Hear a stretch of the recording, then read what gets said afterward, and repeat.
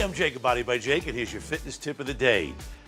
Tara's gonna make some pasta tonight, and she's gonna use some tomato sauce. But I thought, before we get into the pasta tomato sauce making, why don't we do some shoulder raises, okay? Some side laterals. Why don't we do that using the old cans of Mama's tomato paste? Stomach nice and tight, knees are bent slightly, and what you're gonna do is keep your hands flexed on the cans and bring it up to the side and bring it down. Elbows bent slightly. Great exercise for the shoulders. Great way to relax and relieve the stress of the neck, all up in the trap area here. Stomach nice and tight. Squeeze that buttissimo. Remember, squeeze and breathe. Squeeze and breathe. What a great day this is. Remember, stick to the fight. When your heart is hit, it's when things seem worse that you must not quit. Don't quit. Have a great day.